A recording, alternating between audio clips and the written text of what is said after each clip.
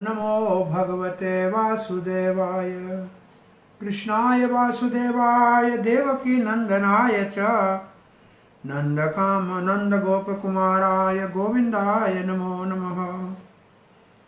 जय श्री कृष्ण चैतन्य प्रभु नित्यानंद श्री अद्वैत गदाधर शिवासुदि गौर भक्त वृंदा श्री चैतन्य मनोभीष्टं स्थपितां येन भूतले स्वयं रूप कदा मयं ददाति स्वपदान्तिकं। हरे कृष्णा कृष्ण कृष्ण हरे हरे हरे राम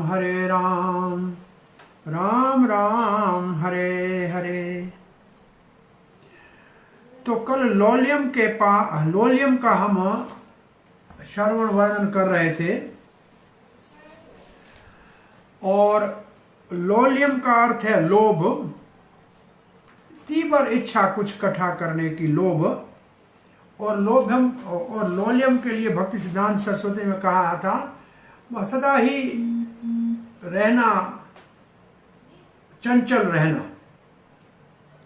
तो लोलियम का अगर चंचलता अर्थ लिया कल हमने, तो उसमें मन की चंचलता, बुद्धि की चंचलता।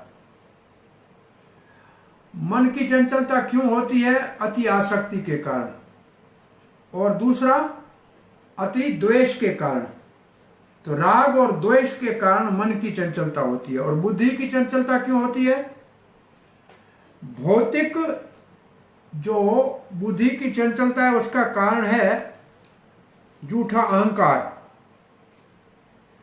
और आध्यात्मिक जो बुद्धि की चंचलता है वो है आत्मा का सच्चा अहंकार। फिर उसमें भी उत्साह होना चाहिए। तो अब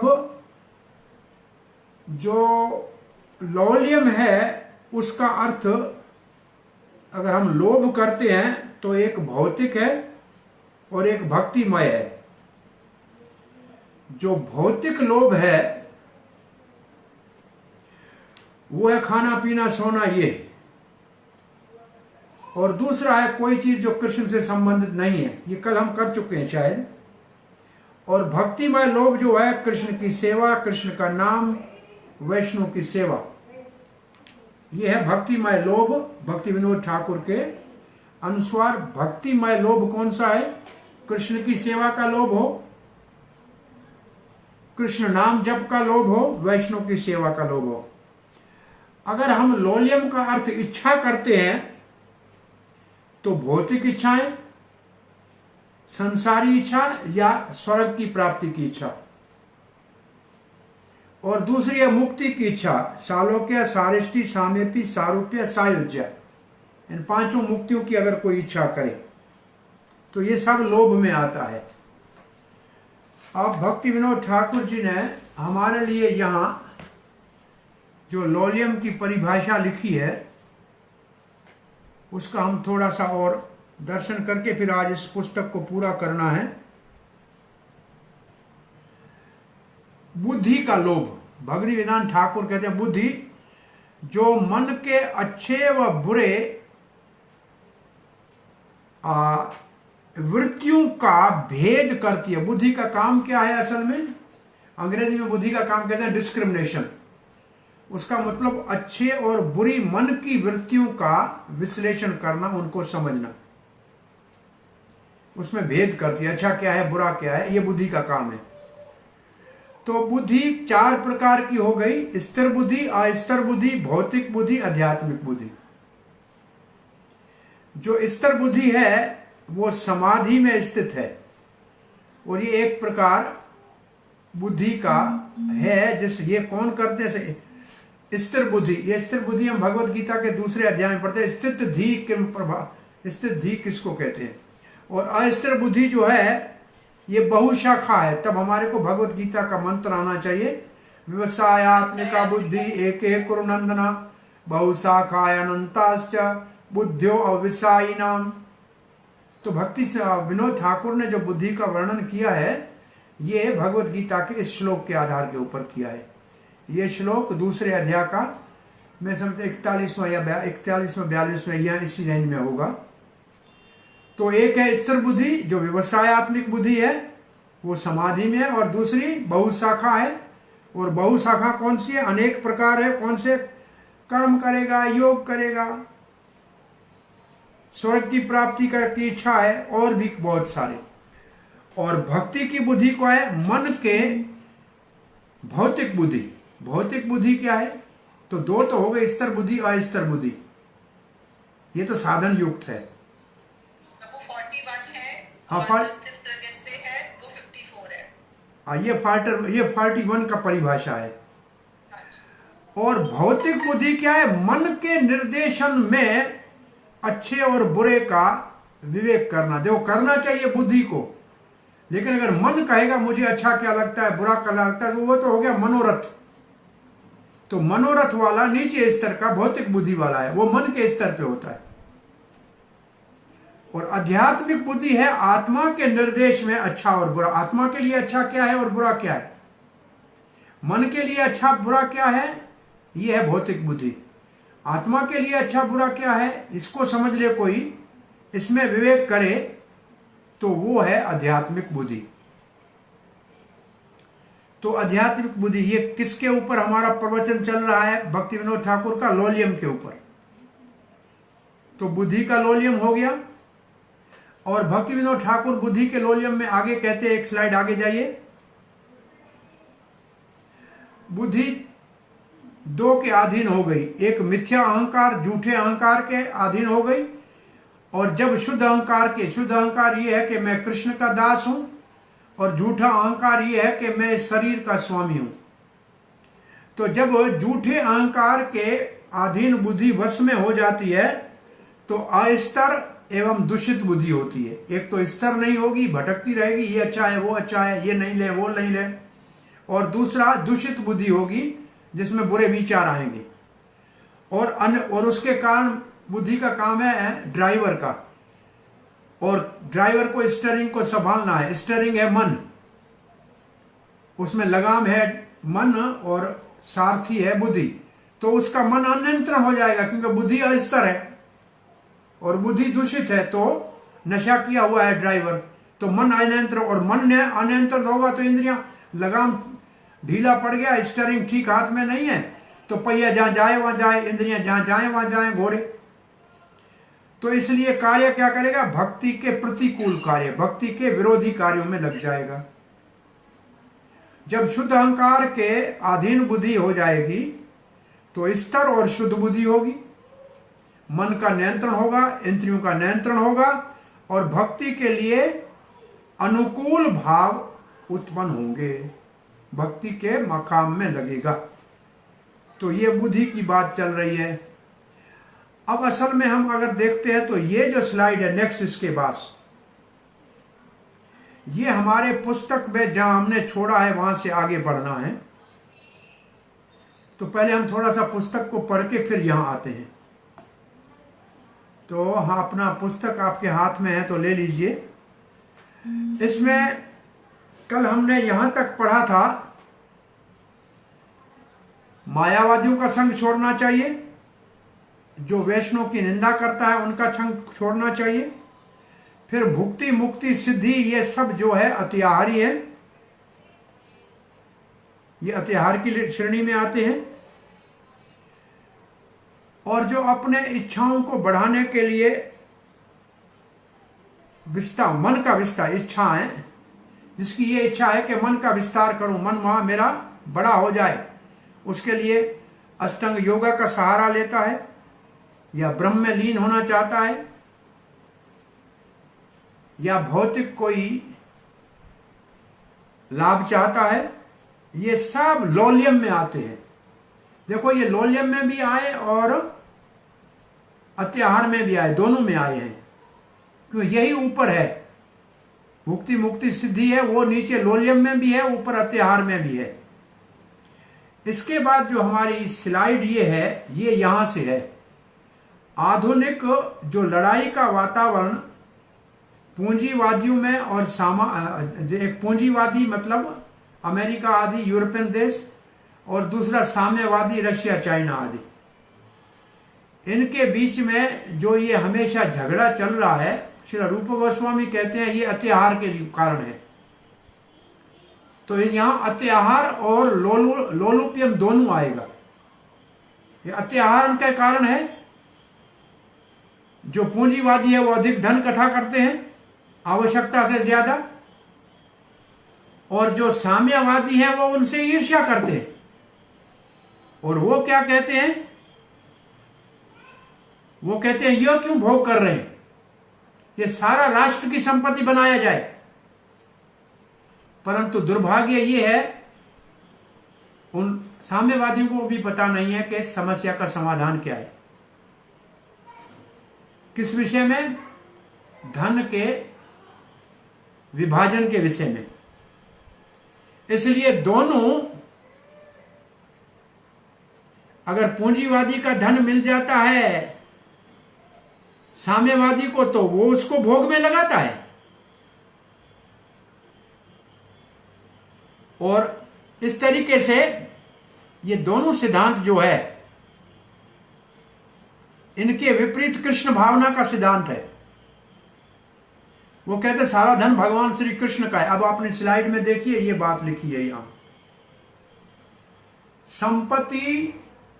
संपत्ति तथा उसके वितरण की समस्या, इसको ये इस विषय को ये विषय दिया गया है।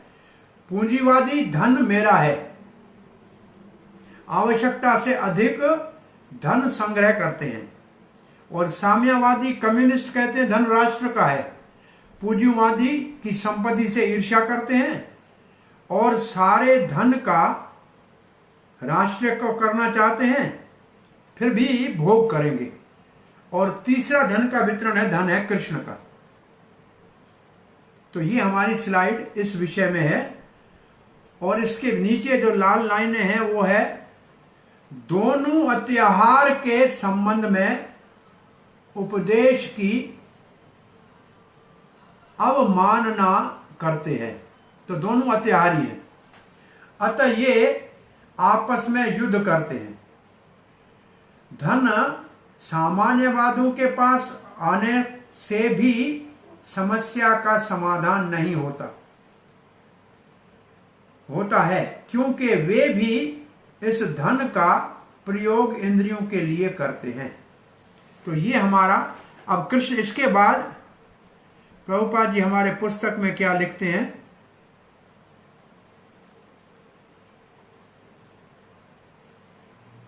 तो किसी समस्या का समाधान तब तक नहीं होगा जब तक ये धन इनमें से किसी के हाथ में होगा। अब प्रभुपाद जी एक उदाहरण दे रहे हैं, देखिए दूसरी स्लाइड में उदाहरण है कि 100, अच्छा ये उदाहरण नहीं है, ये इसके ऊपर थोड़ा सा लिखा है, ये बाद में पढ़ेंगे। प्रभुपाद जी लिखते हैं कि $100 का आपके देश में 100 द्रहम का नोट कहीं गिरा हो, 1000 द्रहम का गिरा हो, एक व्यक्ति वहां से गुजरे, कहे कि हमारा नहीं है, छोड़ देता हूं, ईमानदार है, बहुत अच्छा। दूसरा वहां से गुजरे, उठा के जेब में रखे और जाके घूमे फिरे, खाए पिए मौज करे, ये बेईमान है, पराया धन चुराया। लेकिन ईमानदार वहां छोड़ के चला गया, उसको ये तो पता नहीं है किसका है। एक तीसरा आता है, वो कहता है मेरा तो नहीं है, मुझे इसको भोग नहीं करना है किसका पता करो, और वो पता करे जिसका है उसको जाके देता है। तो वो ईमानदार भी है और बुद्धिमान भी है। प्रभुपाद 2 शब्द लिखते हैं कि ऑनेस्ट भी है और वाइज भी है, बुद्धिमान भी है और ईमानदार भी है। तो ऐसे धन है, लक्ष्मीपति है भगवान। अब देखिए ये पूरा तीसरे व्यक्ति का पढ़ के फिर क्या है, तो इसको कहते हैं बुद्धिमान भी है और ईमानदार भी है। अब प्रभुपाद कहते हैं सामान्य रूप से केवल धन को पूंजीवादी से साम्यवादी को दिया जाए, ये समस्या का समाधान नहीं है। ये देखा गया है कि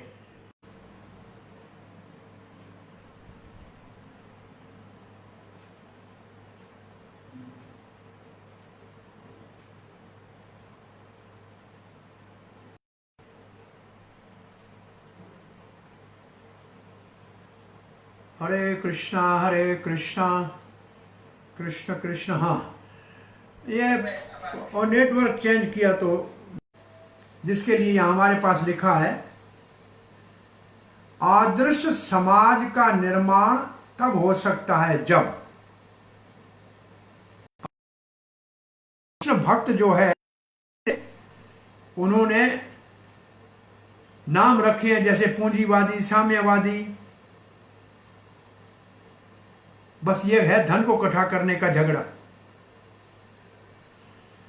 ये भगवान के कानून को में कोई रुचि नहीं रखते हैं, भाइयों के ऊपर अत्याचार करके उनको दुखी कर रहे हैं। अब यहां लिखा है मानव समाज के अंदर जो ये मार्ग से कृष्ण का शरण लेके कृष्ण भावना अमृत संघ में शामिल होना चाहिए। तो यहां लिखा है सारी संपत्ति कृष्ण की है और उनकी सेवा में प्रयोग की जानी चाहिए। अतः हर जीव का जन्म सिद्ध अधिकार है कि कृष्ण की संपत्ति का प्रयोग उनके पालन के लिए करें। विश्व की संपत्ति समस्त जीवों के कल्याण के लिए है। ये भगवान की संपत्ति को वैज्ञानिक तत् कर्म, इसका मतलब भक्ति के कर्म,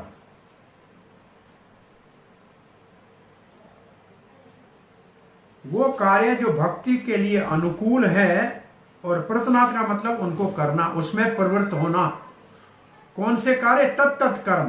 तत्त मतलब भक्ति संबंधी कार्य, इसका मतलब वेदी साधन भक्ति के कार्यों में लगना। ये हुआ 4-5। वहां भी संघ है, वहां संघ है और यहां संघ त्याग है। इसका मतलब 2 श्लोकों में संघ आया है, दोनों पॉजिटिव और नेगेटिव दोनों में आया है। संघ त्याग बुरे संघ का कृष्ण भक्ति में नहीं है। आत्मिक चिंतन नहीं है और काल्पनिक ऐसे कोई एक प्रकार का अनुशीलन है। अनुशीलन है। ये अनुशीलन शब्द जो है इसका मतलब है जैसे खेती करते हैं, खेत को बनाना, इसको कहते हैं मन की वृत्तियां जो बाहर जाती हैं उनको रोकना। तो परेशान कर रहे हैं उनको चुप करा के बिठाना है। और इसके बाद क्या है? ध्यान का अर्थ है कि पूजन करना है, भगवान को प्रणाम करना है, भगवान के सेवक के रूप में काम करना है, भगवान के मित्र के रूप में, और भगवान सब कुछ भगवान को शरणागत करना है। ये 9दा भक्ति का वर्णन है। आपने दूसरी स्लाइड में क्या है देखिए, इसके बाद की स्लाइड लाइए।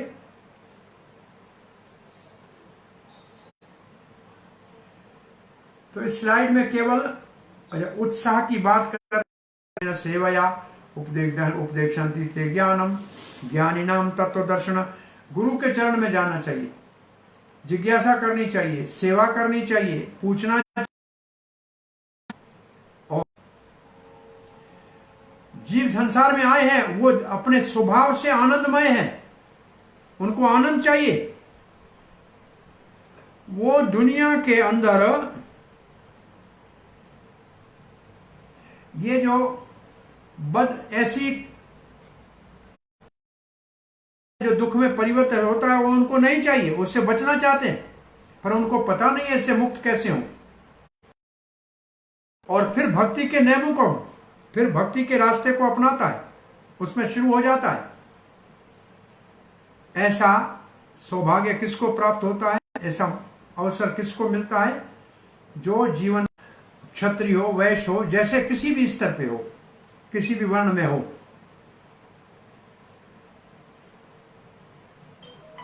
इसका मतलब ऐसा नहीं है कि अपने कार्यों को बिल्कुल संकीर्ण करना पड़ेगा। कृष्ण सर्वव्यापक है, इसलिए कोई कृष्ण से स्वतंत्र नहीं है। भगवत गीता में भगवान श्री कृष्ण के परिवार के लिए है,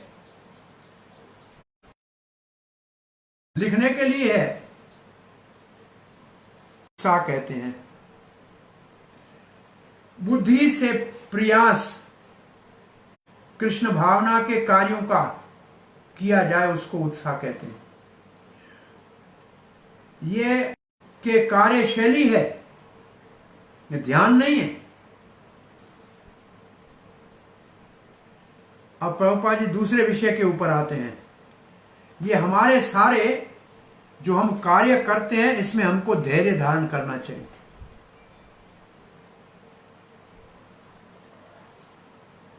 कृष्ण भावना में कभी धैर्य नहीं खोना चाहिए। अब प्रभुपाद जी अपना उदाहरण दे रहे हैं, मैंने इसलिए हमको धीरज नहीं खोना चाहिए भक्ति के कार्यों में, परंतु गुरु से शिक्षा लेनी चाहिए। कहते हैं निश्चय। तो यहां तक हमने निश्चय को पढ़ा। अब दोबारा मिलेंगे। ये उत्साह की परिभाषा है और ये सब उत्साह के अंतर्गत आता है। अब उत्साह के बारे में श्री भक्ति विनोद ठाकुर कहते हैं, लाइए दूसरा। पहले उत्साह का बताने से पहले कहते हैं निरुत्साह। इसका मतलब उत्साह रहित क्या है? निरुत्साह का मतलब सेवा में लापरवाही। उत्साह नहीं होगा तो सेवा में हम नहीं,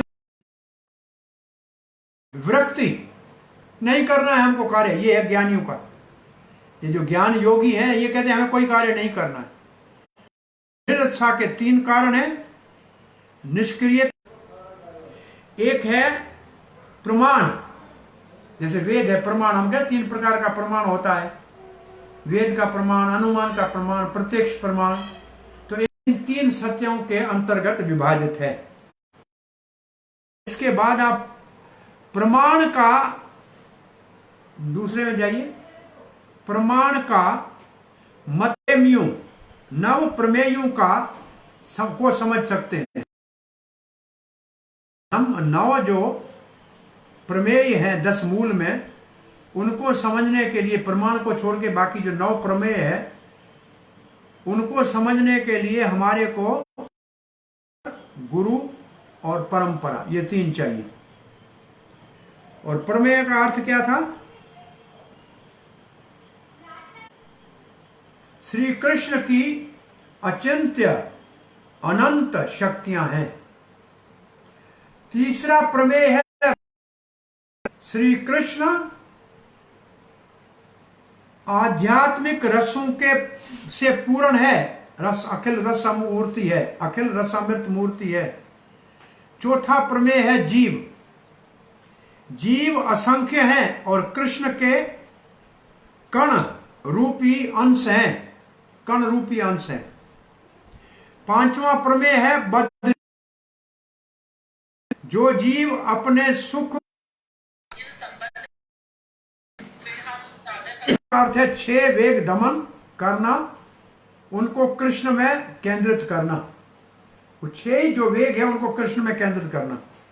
और दूसरा धैर्य है भक्ति कार्यों के प्रयोजन को प्राप्त करने में धीरज रखना।